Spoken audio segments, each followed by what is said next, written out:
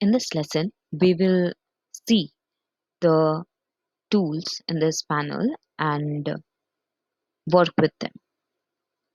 What I have already done is testing the rectangle button. I'm deleting it now. Here we have this rectangle. Then there is the rounded rectangle,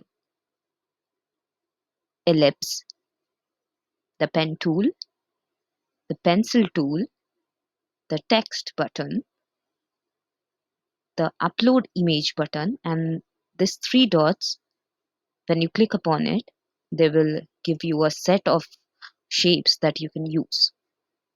First, we will start by this rectangle, clicking on it, and then again upon the workspace, click on it.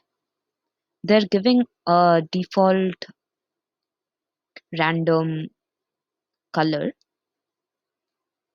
maybe because I have used the green color before. They are keeping it. Wow. Let's try by selecting this rounded rectangle too and see if the color changes or remains the same. It remains the same. That means this platform is intuitive even though we hadn't signed up or registered for the service. Let's see the ellipse too.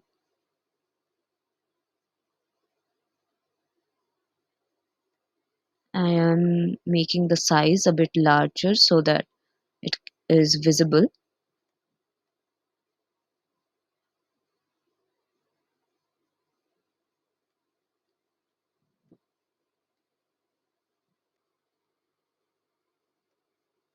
So let's readjust the sizes so that it remains in the workspace.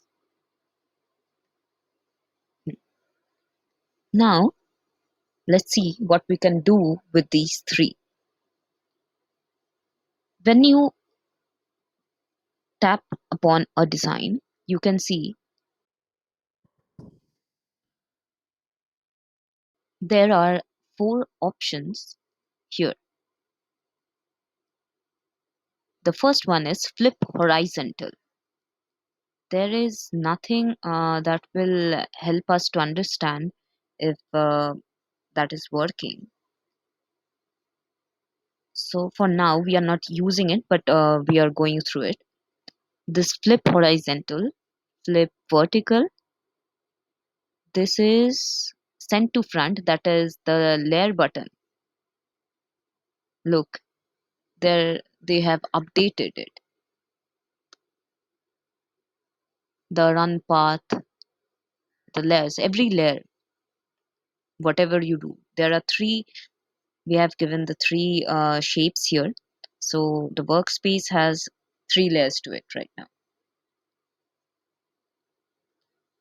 So when you keep some design on top of it, yeah, when we dragged it, they are giving access to the send to back button. Let's try it. I have clicked on it. Yeah, it is. So let's use this background tool and change this color to see if that really worked.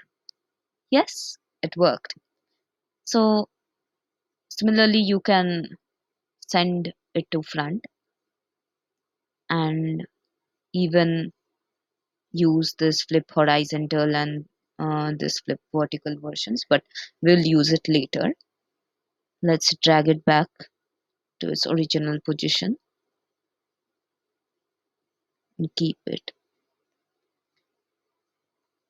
I'm liking this rounded rectangle, so we will see from this one.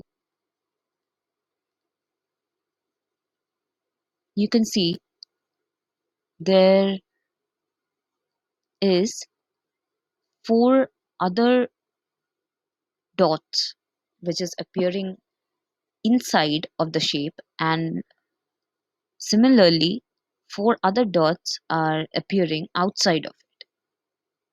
What is the work of the things on the outside? It is the entire shape thing. When we drag it, it changes its size from wherever we are dragging it. From the middle, it will extend the length, and from the sides, it will extend the width. Then, when you double click on it, what is the use of these little anchor points? Let's try by dragging it. Look, it is changing the shape.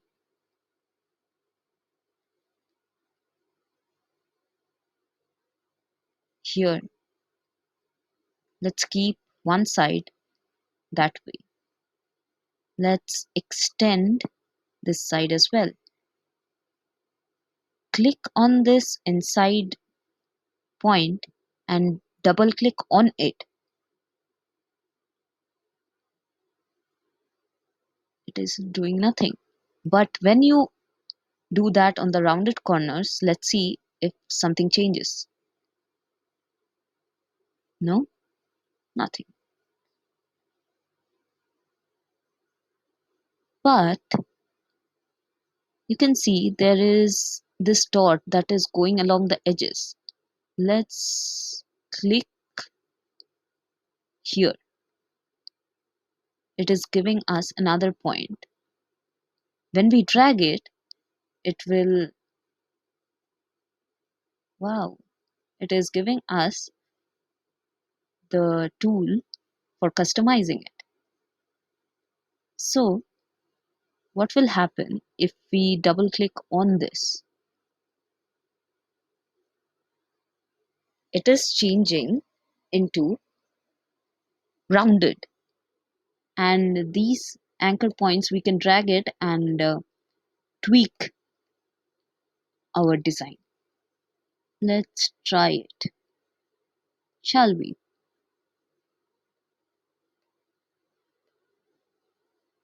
Yeah,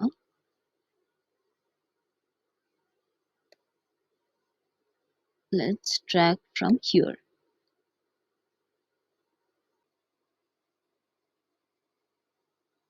Upon dragging it, we can see it is giving us various alterations to that same design. So you can play with it and make some other things as well. So I'm keeping it like that. You can use the same feature for the other shapes as well. For the circle, let us do by dragging this corner, creating a C. And for this rectangle, let's add 1, 2, 3 anchor points. Now I'm going to extend it outwards here, and for one of these, let's drag it downwards too. But for this, we will drag it upwards.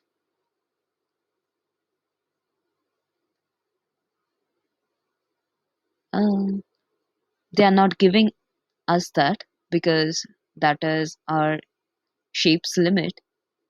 So because we don't have another anchor point here, if we add another, we can drag it as well. Let's see that. Let's drag it downwards and double click on it.